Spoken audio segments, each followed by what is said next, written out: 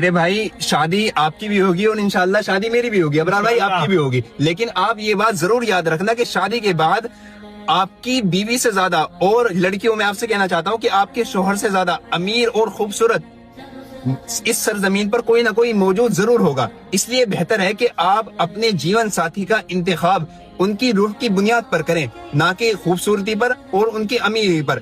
आपको ये एहसास होगा कि फिर अगर आप रूह की बुनियाद पर इंतखाब करेंगे कि इस सरजमीन पर कोई भी उन जैसा नहीं, कोई भी हमारे हमसफर जैसा नहीं।